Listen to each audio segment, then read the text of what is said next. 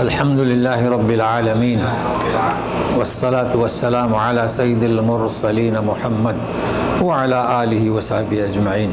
آج کا ہمارا درس جو ہے پیج نمبر ہے 141، سورۃ الانعام، آیت نمبر ہے 102۔ اعوذ باللہ من الشیطان الرجیم۔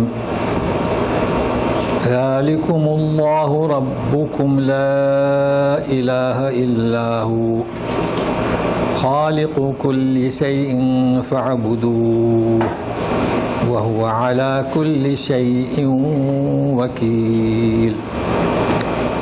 ذالکم یعنی کیا؟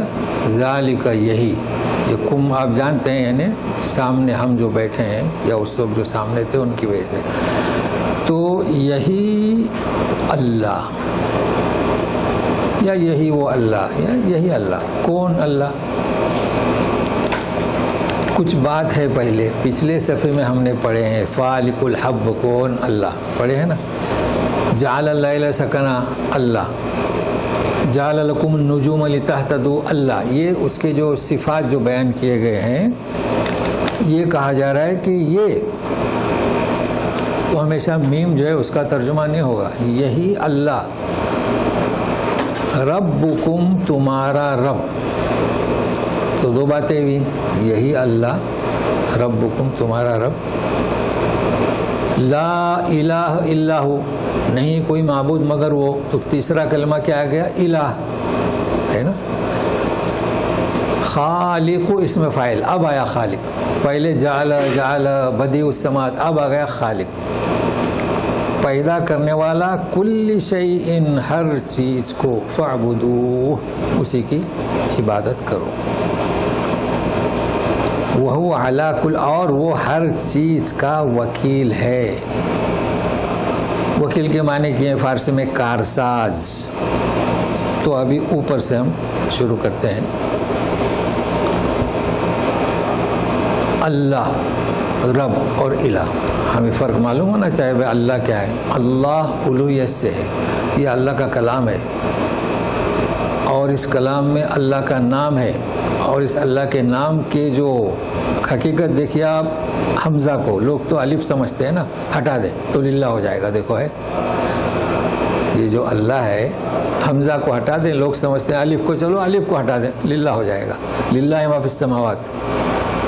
تو اللہ ایک ایسا نام ہے، صرف اللہ اس کا اسم ذات ہے، الوہیت سے اللہ، کسی اور کا نام نہ کسی نے آج تک رکھا، نہ ہمت کی، نہ توفیق کی، رکھ ہی نہیں سکتا وہ اللہ۔ رب اور ہے، رب سارے لوگ جانتے ہیں، رب جی پالن ہار، اور ہندی میں بھی رب استعمال ہوتا ہے کیونکہ وہ بھی جانتے ہیں یہ رب، وہ بھی عام ہندی میں نہیں، جو شاعر ہیں ہندی کے کوی وہ استعمال کرتے ہیں رب، ساری دنیا میں مشہور ہے رب، مشرکین بھی جانتے تھے۔ تو رب پالن ہار ہے نا، سب کو پالنے والا۔ تو رب کیا چاہتا ہم سے؟ دیتا ہے، میں دیتا ہے کہ نہیں؟ رب ہماری پرورش کرتا ہے، جو پرورش ماں باپ بھی پالن ہار ہیں، مگر رب کی طرح نہیں۔ ماں باپ تو سامنے پرورش کرتے ہیں ہماری، پیچھے نہیں کرتے۔ کچن میں ہے ماں اور باہر بچے کو کچھ لگ جائے اسے کچھ پتہ نہیں، رونے پر پتہ چلتا ہے۔ تو یہ رب کچھ دیتا ہے ہمیں، سب کچھ دیتا ہے، اور اللہ تقاضا ہے اس کا کہ اسی کی عبادت کی جائے۔ تو دیکھو الہ، الہ کے معنی کیا؟ معبود۔ ہم بچوں کو رٹواتے ہیں معبود برحق اللہ، معبود برحق اللہ، تو الہ کی جمع ہے قرآن شریف میں، اجعل الآلہۃ الہا واحدہ، آلیہ الہ کی جمع آلیہ، کئی لوگوں کی پوجا ہو رہی ہے، ہاتھی کی، بندر کی، درختوں کی ہو رہی ہے نا، مزاروں کی، تو الہ تو بہت ہے۔ ہاں اللہ ایک ہے جی جی، الہ تو بہت ہیں۔ الہ کتنے؟ الہی کیا آپ کہہ رہے ہیں؟ آپ الہ، ہاں گائے کی، جی ہاں گائے کی بھی پوجا ہو رہی ہے جی۔ تو پوجا پوجا تو بہت سوں کی ہو رہی ہے، وہ سب کے الہ الہ الہ الہ، لیکن کیا اس لیے ترجمہ کراتے ہیں معبود برحق لا الہ الا اللہ، اور وہ ایک ہے، اور باقی الہ کیا ہے وہ باطل ہے۔ اب خالق ہر چیز کا، دنیا میں جتنی چیزیں ہیں، چرند پرند ان سمندر، سب کا پیدا کرنے والا وہ، اور پیدا کرنے کے بعد جو صفاتیں وہ گزشتہ صفحے میں درس ہو چکا ہے، لہذا اسی کی عبادت کرو۔ اب یہ کیا آپ نے لگایا کہ دنیا میں جو جانور اور پرندے اور درخت اور ان کی پوجا ہو رہی ہے، یہ کہا جا رہا ہے فاعبدو۔ اس کے بعد یہ کہا جا رہا ہے کہ وہ ہر چیز کا وکیل ہے، کار ساز ہے۔ اب یہ کار ساز تو فارسی ترجمہ ہوا نا، کار ساز، کار ساز کے معنی کیا؟ کار ساز، ہم اردو میں بولتے ہیں ساز باز، کسی کام کا کرنے والا، کیا؟ کسی کام کا کرنے والا۔ اب یہ تو فارسی ہے کار ساز۔ نگہبان بھی ترجمہ، یہ بھی فارسی میں ہے، تو کسی کام کا کرنے والا، تو اللہ تعالیٰ ہر کام کو کرنے والے ہیں۔ دوسرا دیکھو، وکیل تو اردو میں بھی استعمال ہوتا ہے، وکیل، تو آپ جب محکمہ کورٹ میں جاتے تو آپ کا کام کون کرتا ہے؟ وکیل، بس ہوا نا۔ تو ہمارے بھی ہر کام کون کرے گا؟ یعنی فاعبدو کے ساتھ آ رہا ہے، اسی کی عبادت کرو، درگاہ پر مت جاؤ، مزاروں پر مت جاؤ۔ ہم تو یہی کہیں گے نا مسلمانوں سے، ہمارے لوگ تو درختوں کے پاس نہیں جاتے، جاتے ہیں کبھی کبھی، جاتے بھی ہیں۔ کون ہے کارساز؟ دلہن جب باہر جاتی ہے بارات میں جو بھی، تو وہ اس کا جو بارڈر ہوتا ہے وہاں نشانی لگی رہی تھی، وہاں ناریل پھوڑتے ہیں۔ بھائی یہ کیا ہے؟ دلہن کو یا دولہے کو، بارات کو کارساز کون؟ وکیل کون؟ اللہ۔ یعنی وکیل پر یقین ہے، دنیا کے وکیل پر، کہ کورٹ میں وہ چپ رہتے ہیں، ہمارا وکیل کرے گا، کچھ بھی لیٹر آئے جو بھی ہو، وکیل۔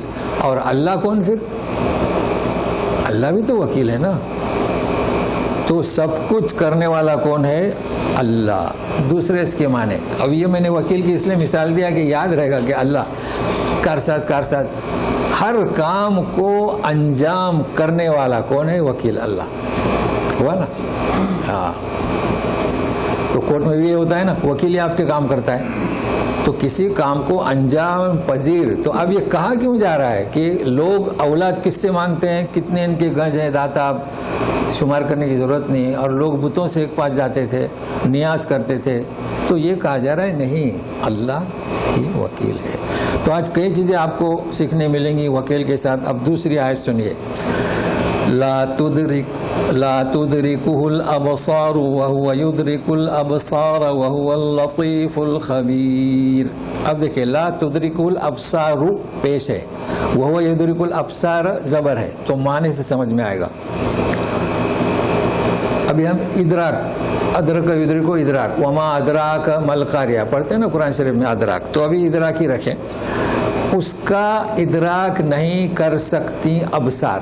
ابصار کس کی جمع؟ بصر، آنکھ، ٹھیک ہے نا، اس کو یاد رکھیں، بصر کی جمع آنکھ۔ تو ابھی یوں کریں کہ آنکھیں یا نگاہیں اس کو نہیں پا سکتی۔ ادراک کے معنی کیا؟ ابھی ادراک نہیں کر سکتے، یعنی ہماری دنیا کی جتنی آنکھیں ہیں نا، اس کو پا نہیں سکتے۔ تو ادراک کے معنی کیا؟ کسی چیز کو مکمل طور پر جان لینا۔ اس لیے اللہ پوچھتے ہیں القاریہ تو ملقاریہ، وما ادراک ملقاریہ، جانتے ہو؟ یوم یکون الناس، مکمل طور پر جاننا، اسے کہتے ہیں ادراک، گہرائی تک جانا۔ ہمارے یہاں اس کا نام رکھیں گے ریسرچ اور تحقیق۔ تو دنیا کی جو آنکھیں ہیں، یاد اس کو ذہن میں رکھیے، بصر کی جمع ابصار، نگاہیں اسے پا نہیں سکتی۔ کیسے پائیں گے اسے؟ کیسے پائیں گے؟ وہ اللہ ہے، اس نے سبوں کو پیدا کیا، ہم مخلوق ہے، تو ہماری نگاہیں اسے کیسے پا سکتے ہیں؟ وہ یدرک الابصار، اور وہ نگاہوں کو پاتا ہے، اس لیے یہاں زبر ہے، چونکہ کسی کے کام کا عمل ہوا نا، اللہ ہمیں دیکھتا ہے۔ لیکن ابھی ساتھ میں رہیے، وَهُوَ اللَّطِيفُ الْخَبِيرُ، جیسے کہ اوپر ہوا تھا نا، وَهُوَ عَلَىٰ كُلِّ شَيْءٍ وَكِيلٌ، تو کہا جا رہا ہے کہ وہ لطیف ہے اللہ اور خبیر ہے، تو ساری نگاہوں کا ادراک کیے ہوئے، اور ہم ادراک نہیں کر سکتے۔ یہاں بہت اہم مسئلہ آپ کو سمجھانا ہے، اتنا اگر آپ سمجھ گئے نا، اصل میں ہے کیا؟ بصر کو بھی سمجھنا ہے اور لطیف کو بھی سمجھنا ہے اور خبیر کو بھی سمجھنا ہے. اس خبیر کو لطیف کو اگر سمجھنا ہے آپ کو تو سورہ لقمان سورہ ہے 31 کی اور آیت آپ 16 کی پڑھیں گے, 16 آیت, تو اس میں آپ کو تفصیل ملے گی. لقمان علیہ السلام کی نصیحتیں ہیں, وَيَعِظُ یا بنی انها ان تک مثقال حبۃ من خردل فتکن فی صخرۃ او فی السماوات او فی الارض یاتی بها اللہ ان اللہ لطیف خبیر. کیا کہہ رہے ہیں اللہ تعالیٰ؟ لقمان حکیم کی بات نقل کر رہے ہیں کہ بیٹے کوئی بھی برائی ہو, چٹان میں ہو, آسمان زمین کے کہیں بھی ہو, یاتی بھی اللہ اس کو لے آئے گا. کیوں؟ اللہ لطیف اور خبیر دو چیزیں ہیں. تو لطیف کسے کہتے ہیں؟ لطیف ہے اور خبیر ہے. لطیف کے معنی کیا؟ لطیف کے معنی باریک بین, باریکی سے دیکھنے والا, یاد رکھنا یہ لطیف کے معنی. تو لطیف یعنی اگر کوئی چیز بھی مہما دق علیہ شیئن وہ جانتا ہے, باریک سے باریک چیز. اور خبیر, خبیر کہتے ہیں خبر رکھنے والے کو. تو دونوں میں فرق کیسے کریں گے بھائی؟ رائی کا دانہ کہیں بھی ہو, کسی چٹان میں ہو, چٹان کے اندر کیڑا ہو, باریک سے باریک چیز کو پانے والا, دیکھنے والا, یہ کس کے معنی؟ لطیف کے. تو پھر خبیر کے کیا معنی؟ خبیر کے معنی خبردار. جو کچھ ہو چکا ہمارے ساتھ اس کی اسے خبر ہے, جو کچھ ہوگا اس کی خبر ہے. آج ہم یہاں بیٹھے ہیں, اٹھیں گے, جائیں گے, آئیں, اس کو خبر ہے. گویا کہ جو ہو چکا, جو ہو رہا ہے, جو کل ہوگا, اللہ کو خبر ہے. تو فرق ہوا نا خبر میں اور لطیف میں, فرق ہوا. لطیف باریک سے باریک تہ تک جانے والا, تحقیق, اور خبیر یعنی سابقہ حال کی مستقبل ہر چیز کی خبر رکھنے والا. تو یہ ہے وہ اللہ. اب رہا سوال, کیا مطلب آنکھوں کو آنکھیں نہیں دیکھ سکتی؟ کون سی آنکھیں؟ موسیٰ علیہ السلام نے پوچھا تھا ربی ارینی انظر الیک, ہے نا, یاد ہے نا آپ کو؟ لن ترانی, ہرگز تم مجھے نہیں دیکھو گے. ہاں چلو ہم جلوہ کرتے ہیں پہاڑ پر, فَإِنِ اسْتَقَرَّ مَكَانُهُ, تو پھر تم دیکھو گے. تو کیا ہوا؟ جلوہ تو پہاڑ پر ہوا, موسیٰ علیہ السلام پر نہیں. فَمُوسَىٰ خَرَّ مُوسَىٰ صَعِقًا. ابھی تو ہے کیا اصل میں؟ یہ ہے کیا؟ نگاہ سے دیکھنا, نہیں دیکھنا. معتزلہ نام سنے ہوں گے نا, معتزلہ فرقہ ہے. ان کا یہ باطل عقیدہ ہے کہ یہ آنکھیں ہماری یعنی نہیں دیکھ سکتی اللہ کو دنیا میں اور نہ آخرت میں. یہ انہوں نے لکھ دیا. اب ایسا کیوں لکھا استدار نے؟ انہیں پتہ نہیں کہ بصر کیا ہے, ابصار کیا ہے, اور رویا کیا ہے, اور عین کیا ہے. ابھی چلو آنکھ, اسے کیا بولیں گے عربی میں؟ عین. پھر بصر کیا مطلب؟ دونوں میں فرق ہوا. ایسا کیسا؟ یہاں اللہ تعالیٰ فرماتے بصر اور ابصار. ہاں تو آنکھ تو اس کا آلہ ہے, آنکھ عین. ابھی عین کہیں گے چونکہ عربی میں عین ہے نا. عین کیا ہے؟ آلہ ہے. تو وہاں سے جو آپ دیکھتے ہیں وہ ہے بصر, سمجھے نا, وہ ہے بصر. تو اب سوال یہ آتا ہے کہ سورہ قیامہ میں آپ جائیں گے, وجوہ یومئذ ناظرۃ الی ربها ناظرہ, کچھ چہرے حشاش بشاش اللہ کو دیکھ رہے ہوں گے. تو آپ کیا کہیں گے پھر؟ یہاں ہے لا تدرکہ الابصار, سورہ قیامہ میں ہے وجوہ یومئذ ناظرۃ الی ربها ناظرہ. نظر بھائی, نظر, رؤیا, عین, بصر, بہت فرق ہے. خیر وہ معتزلہ تو غلط فہمی کا شکار ہوئے, اس لیے میں نے بیان کر دیا. اب کیا دیکھ سکتے ہیں, کیا نہیں دیکھ سکتے, اس فرق کو نوٹ کر لیں.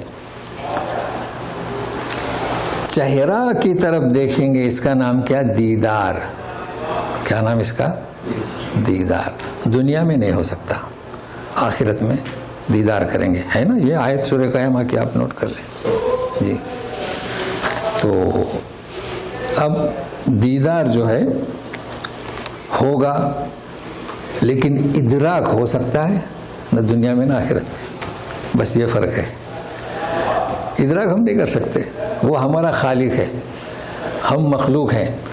تو یہاں جو نفی ہو رہی ہے ادراک کی، کسی چیز کی گہرائی تک جانا، کسی چیز کو پا لینا، تو ہم کسی چیز کو پا نہیں سکتے. اب وہ معتزلہ غلط فہمی کا شکار ہوئے، انہوں نے فرق نہیں کیا دیدار میں اور ادراک میں. تو قیامت میں جو ہوگا ہم مسلمانوں کے لیے وہ کیا ہوگا؟ دیدار الہی. ابھی اور مزید ساتھ میں رہے گا. اب یہ بصر اور ابصار اب دوسرا آ رہا ہے اسی تعلق سے. کیا ہے؟ بصائر. سنیے، قد جاءکم بصائر من ربکم فمن ابصر فلنفسه ومن عمی فعلیها وما انا علیکم بحفیظ. جی اب دیکھیے، تحقیق کے آئے تمہارے پاس بصائر. یہ کس کی جمع؟ بصیرتن کی. تو نوٹ کر لیا نا، بصر اس کی جمع ابصار، بصیرتن اس کی جمع بصائر. کتنا فرق ہے. یہ اگر نہیں جانے تو کچھ نہیں معلوم ہوگا ہمیں. دل، بصائر بصیرہ دل کی آنکھ. فرق ہوا نا، دل سے دیکھنا. تو نشانیاں، روشنیاں. اب سنیے کہ آئی تمہارے پاس بصائر تمہارے رب کی جانب سے، یعنی نشانیاں. فمن ابصر فلنفسی. کتنی نشانی آئی؟ کلام پاک آیا، رسالت آئی، اور جو چاند سورج یہ سب کیا ہے؟ بصائر ہیں. بس آنکھوں سے دیکھنا اور ہے، اور بصیرت سے دیکھنا اور ہے. جو بصیرت سے دیکھتا ہے اسے کہتے ہیں دور اندیش. سمجھ رہے ہیں نا؟ دور اندیشی. ظاہر ہے کہ جس نے دیکھا ہو اس کے خود کے لیے، اور جو اندھا بنا رہا اس کا نقصان اسی کو ہوگا. بصیرتیں ہیں جی. یہ بصائر سے ایک کتاب ملتی ہے، البصائر فی تذکیر العشائر. اب عشائر کے معنی 10 نہیں، دسیوں. عربی میں کتاب ہے، چھپی ہے المکتب العلمیہ.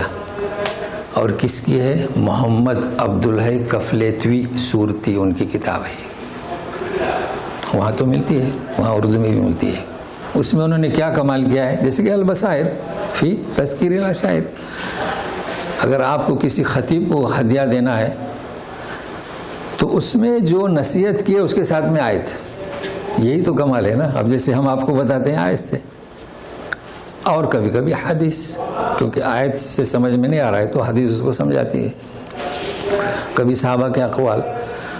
تو یہ کتاب تو ہم بچپن سے پڑھتے تھے اس کو، تو مجھے اس وقت یاد آیا. کیا؟ البصائر فی تذکیر العشائر. تو بصائر من ربکم ومن عمی فعلیہا وما انا علیکم بحفیظ. میں تم پر حفیظ نہیں، یعنی کہو رسول ان سے. اب وکیل بھی آیا، حفیظ بھی آیا، اور پھر دونوں ساتھ آئیں گے. تو حفیظ میں فرق ہے. جیسے کہ آپ جان چکے ہیں کہ نماز کی حفاظت اور نماز کی مداومت فرق ہے نا. حفیظ مطلب کیا؟ کہ تمہارے پاس اتنی روشنیاں آئیں تو میں تمہاری ہر عمل سے حفاظت میں نہیں کر سکتا، تمہیں خود اسے دیکھنا چاہے. اب دیکھیں آپ صلی اللہ علیہ وسلم تو دعوت دیتے ہیں، پھر ہر فرد اپنے اپنے ہاں چلا جاتا ہے، تو حفاظت آپ کی کیسے کریں گے؟ ہو اس کے ذمہ دار نہیں ہو. تو وما انا علیکم بحفیظ. خود چاہیے کہ نشانیوں کو اپنائے. فمن ابصر تو فلنفسی. اب اتنی باتیں پیش کرنے کے بعد وَكَذَلِكَ نُصَرِّفُ الْآيَاتِ وَلِيَقُولُوا دَرَسْتَ وَلِنُبَيِّنَهُ لِقَوْمٍ يَعْلَمُونَ. یہ درس کا نام آیا جس میں. اسی طرح نصرف الآیات کھول کھول کر ہم بیان کرتے ہیں. وَلِيَقُولُوا دَرَسْتَ یہ آ گیا نا درس کا نام. اس میں کیا درس؟ درست، درستما، درستم، درستی، درستما، درستن. اس طریقے سے درس، درسا، درسو، درست، یہ 14 سے گئے ہیں. درستو، درسنا، یہ درست ہے. تو ابھی اس کو سمجھنے کی کوشش کرتے یہ ہے کیا درس. پہلے آیت کو سمجھتے ہیں پھر درس کے تعلق سے. اسی طرح ہم کھول کھول کر، اب یہاں نصرف ہے، تصریف یعنی متعدد مثالیں دینا. کبھی کبھی نبینو ہے نا، کبھی کبھی نفصلو. تصریف دیکھو کتنی مثالیں دیں گزشتہ صفحے سے، اس کے بعد ہی آ رہا ہے کذالک نصرف. یہ مثال، وہ مثال، رات کی، سورج کی، چاند کی، تاروں کی ہے نا، تو اسے کہیں گے تصریف. اور یہی ہے علم صرف. قال اصل میں قول تھا تو قول سے قال ہو گیا، یہ ہوئی تصریف. میں کہتا ہوں نا ویسے آ. تو اسی طریقے سے ہم نے پیش کیے ہیں. ولی یقول درست. اب جب آپ تفسیر پڑھیں گے نا تو آپ کو محسوس ہوگا کہ وہ کہہ رہے ہیں مفسر ولی یقول درست. میں تو صاف پڑھ رہا ہوں ولی یقول درست. تو وہ اختلاف تجوید کا. نہیں تو فوراً ایسا نہ سمجھے کہ سامنے والے مفسر غلط پڑھ رہے ہیں. غلط نہیں پڑھتے ہیں وہ قرات سبیہ جو ہے نا، تاکہ وہ کہیں کہ تم درست یعنی کیا، اے محمد صلی اللہ علیہ وسلم تم سیکھ کر آئے ہو. دیکھو درس، یہ درس ہو رہا ہے نا، سیکھ رہے ہیں، یہ ہے درس. اب درست کیسے، کس کے پاس سیکھے؟ تو ایک ایسے شخص کا نام بتا رہے تھے جو غلام تھا، وہ بھی عجمی تھا. تو اللہ نے اس کا بھی جواب دیا، ہذا عجمی ہذا قرآن مبین لسان عربی مبین. اس کا بھی جواب دیے ہیں، مگر یہ کہ وہ کہہ رہے تھے کہ درست. ہم تو نبینہ ولنبینہ، تاکہ ہم بیان کریں ایسی قوم کو جو یعلمون جانتے ہیں. اب پھر یعلمون آیا. نبی کریم صلی اللہ علیہ وسلم نے جو کلام پیش کیا، شعراء سمجھتے تھے یہ کسی انسان کا کلام نہیں ہو سکتا، معترفی. پھر بھی مشرکین کہہ رہیں گے درست، تم سیکھ کر آئے. تو اللہ تعالیٰ بیان کرتے ہیں کہ ہم نے تو کھول کھول کر بیان کر دیا، اسے وہی سمجھ سکتے ہیں جن کے پاس علم ہو. چنانچہ شعراء تو سمجھ گئے تھے اور انہوں نے کہہ دیا کہ یہ کلام کسی بشر کا نہیں ہے. اور اسی بات پر کئی شاعر ایمان لے آئے، پیچھے گئے، سننے کے لیے گئے. اب رہا درست. حدیث میں بھی ہے کہ جو لوگ تدارس کرتے ہیں نا، تو ایک ہوتا ہے درس یدرس و تدریس.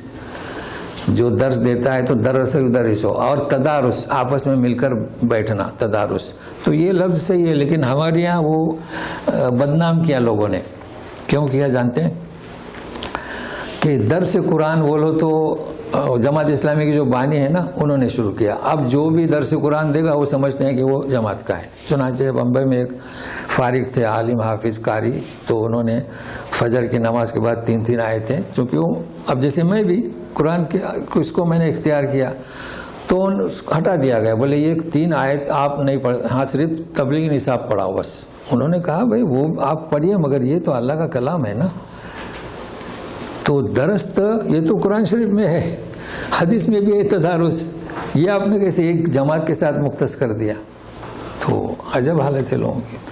تو اس درس کو اب جو کوئی بھی درس دے گا وہ قرآن کا درس، اور ہم یہاں پر قرآن کا درس دیتے ہیں. تو ساتھ میں رہیے گا لقوم یعلمون. اب کیا کہا جا رہا ہے؟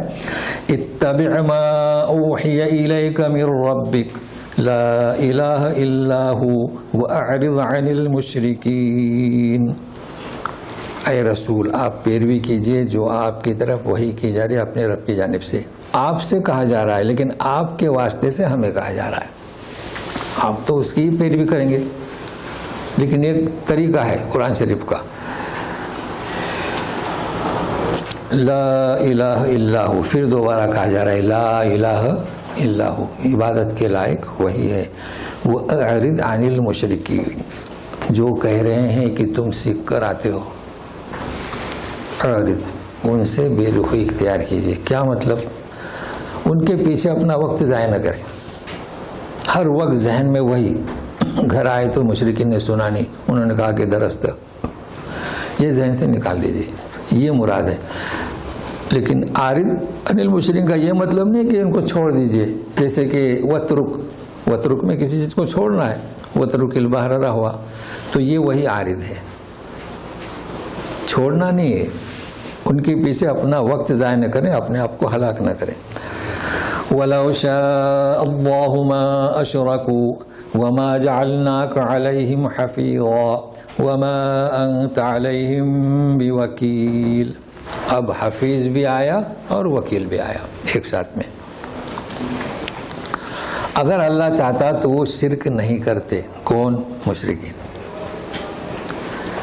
اب اسے بھی سمجھنا ہے کہ اگر اللہ چاہتے تو سب ایمان والے ہو جاتے، یہ ایسا اعتراض نہیں کرتے کہ وما جعلناک علیہم حفیظا، آپ کو ان پر حفیظ ہے نا، کہتے ہیں واللہ خیر حافظا، اللہ حافظ، تو حافظ حفیظ اللہ کے لیے بھی ہے، فاللہ خیر حافظا، اور انسان کے لیے تو سنیے وما انت علیہم بوکیل، اور تو ان پر وکیل بھی نہیں۔ تو حفیظ یعنی کیا؟ یعنی آپ ان کی ہمیشہ حفاظت نہیں کر سکتے، ان کے عقیدے کی ہم کیسے کر سکتے ہیں؟ کسی کے عقیدے میں رچا ہوا ہے، چونکہ ہم نے جب درگاہ پرستوں کو سمجھانے کی کوشش کی، جیسے بڑے بڑے پیر ہیں نا جیلانی وغیرہ، تو جواب کہتے تھے نہیں آپ کو نہیں معلوم، آپ کو قصہ پڑھیں گے نا تو آپ کے سمجھ میں آئے گا۔ اب ہم ان کی کیسی حفاظت کریں؟ نہیں کر سکتے، وہ کہاں جاتے ہیں، کیا کرتے ہیں۔ اور آپ وما انت علیہم بوکیل، مطلب آپ ان کے ذمہ دار نہیں، کوئی ایمان لے آئے۔ اب سمجھ میں آیا؟ وکیل جو ہے اس پر ہم اعتماد کرتے ہیں، آپ کا جو کیس چل رہا ہے وہ ذمہ دار ہے، لیکن آپ ذمہ دار نہیں۔ تو یہاں آپ کو کیا بتایا جا رہا ہے؟ آپ کا منصب کتنا ہے؟ آپ کا منصب یہ ہے کہ نہ آپ ان کی حفاظت کے ذمہ دار ہیں، نہ آپ ان کے، اب حفاظت کس سے؟ شرک کی آلودگی، یہ مراد ہے، یہ مراد نہیں جان مال کی، یہ نہیں، شرک کی آلودگی سے حفاظت، اور نہ آپ ان کے ذمہ دار ہیں، آپ اپنا کام کرتے رہیے۔ لیکن ایک اور خاص بات بتائی جا رہی ہے، سنیے، کیونکہ وہ بہت کچھ برا بھلا کہتے تھے، تو مومنین کو ہدایت دی جا رہی ہے، اور ہمارے امت مسلمہ اس پر عمل کرتی ہے۔ وَلَا تَسُبُّوا الَّذِينَ يَدْعُونَ مِن دُونِ اللَّهِ فَيَسُبُّوا اللَّهَ عَدْوًا بِغَيْرِ عِلْمٍ كَذَلِكَ زَيَّنَّا لِكُلِّ أُمَّةٍ عَمَلَهُمْ ثُمَّ إِلَى رَبِّهِمْ مَرْجِعُهُمْ فَيُنَبِّئُهُم بِمَا كَانُوا يَعْمَلُونَ۔ بہت اہم آیت ہے، اسے ہم سمجھنے کی کوشش کرتے ہیں۔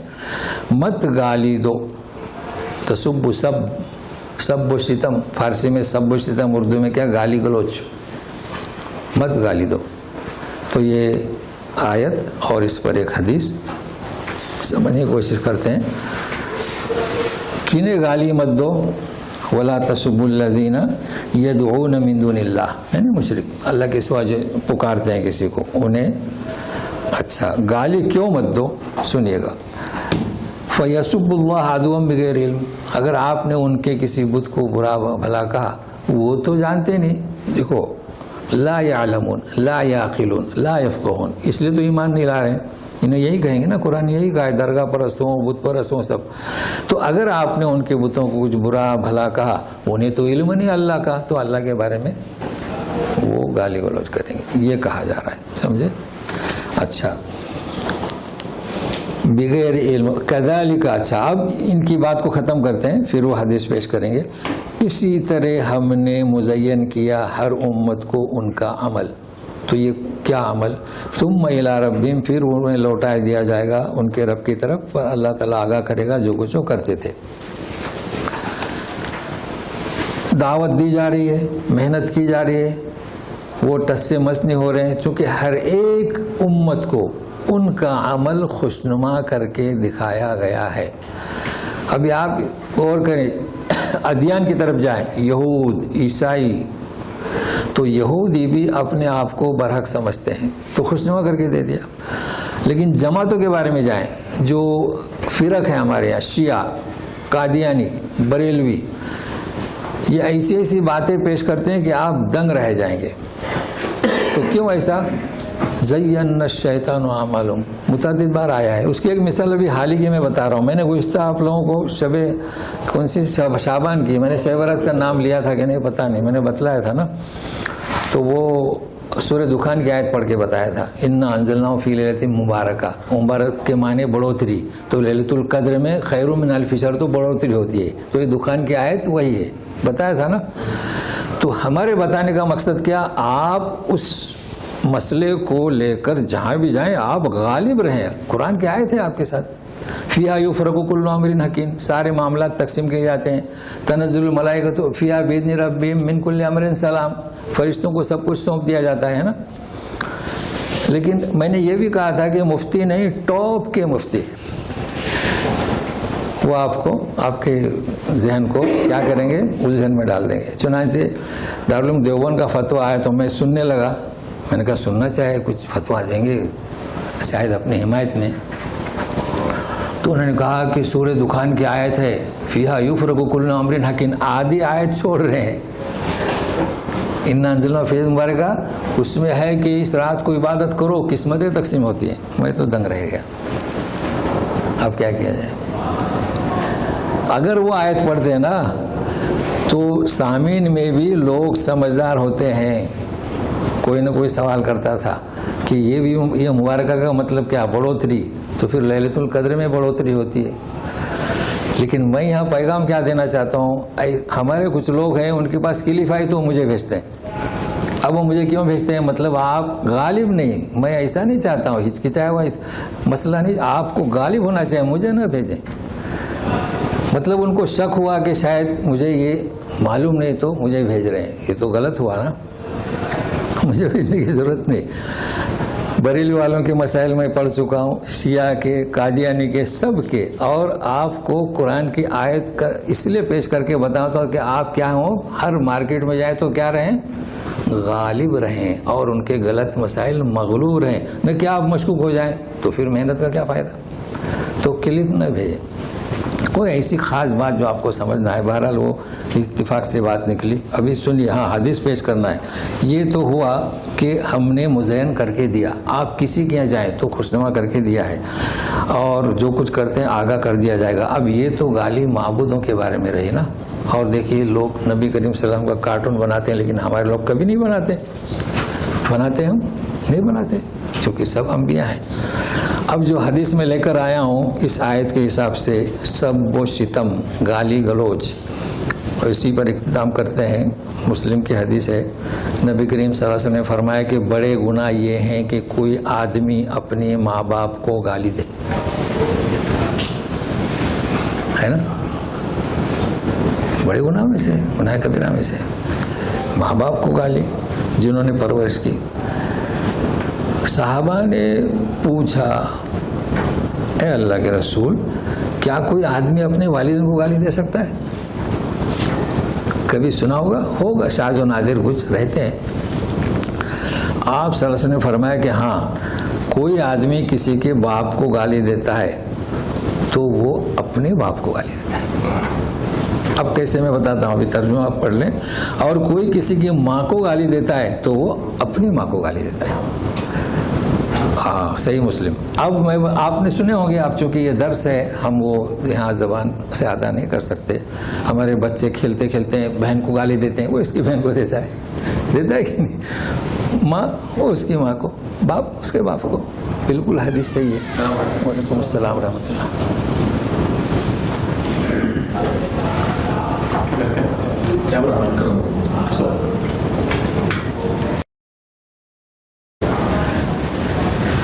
تو کیا کہہ رہے تھے ہم؟ ہاں، تو بہرحال بچوں کی تربیت ہونی چاہیے کہ آپ جو ہے وہ آئے گا اس میں، بچوں کی تربیت ہونی چاہیے کہ گالی گلوچ نہ کریں.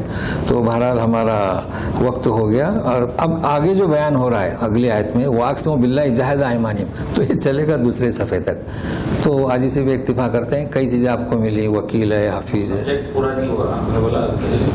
جی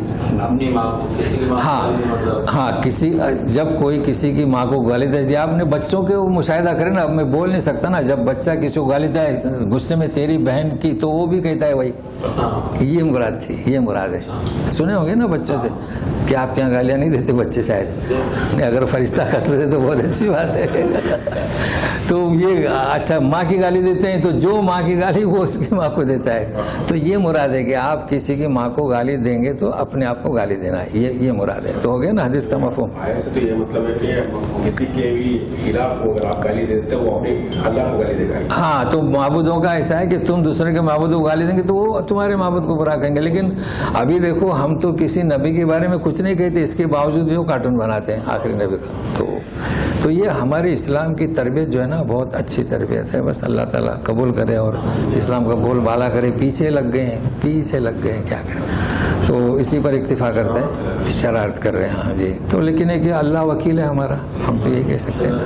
مگر یہ کہ ہم ایک نہیں ہے نا. اب دیکھو شاہی برات کے تعلق سے یہاں لوگ اسے مانتے ہی نہیں, لیکن وہ اچھا کتنے کلپ ہر مفتی ٹاپ کے مفتی بھیج رہے ہیں, لوگوں کو مشکوک کر دیا. اب جو اپنے یہاں جو پڑھتے ہیں نا آپ لوگ تو آپ مستحکم ہے, لیکن جو خالی سامعین ہیں وہ کبھی کبھی سنتے ہیں, ان کو یقین نہیں ہوتا, وہ سوچتے ہیں شاید ہم لوگ کچھ مس کر گئے تو وہ واپس بھیجتے ہیں. چلے خیر, تو اسی پر اکتفا کرتے ہیں. اعوذ باللہ من الشیطان الرجیم.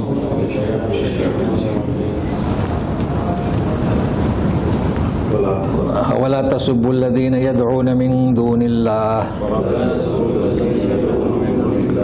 فيسبوا الله عدوا بغير علم كذلك زينا لكل أمة عملهم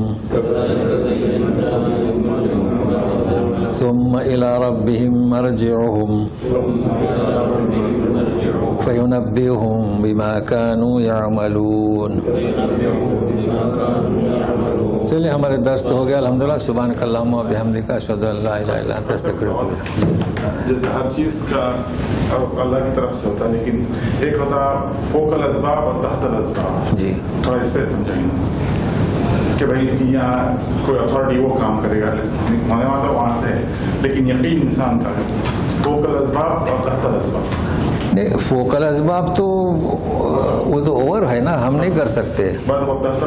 تحت الاسباب ہاں سوچ, تحت الاسباب آپ کر سکتے ہیں. جی کوشش کریں اس کے لیے, جدوجہد کریں. بات کرتے ہیں اللہ وکیل, ہاں بالکل صحیح. آپ کا وکیل, ہاں نہیں تو آپ ان سے کہہ رہے ہیں نا, تو وکیل کہہ سکتے ہیں. وکیل مطلب آپ کا, ہاں آپ کا وکیل, آپ کا ذمہ دار ہے. اس کو کہتے ہیں اللہ وکیل. اللہ وکیل ایک ہی مستقل معنی میں شمار ہوتا ہے نا. جیسے کہ وکیل کے معنی کا کرنے والا, جس پر اعتماد کیا, جس کو اتھارٹی دیے, یہ. جی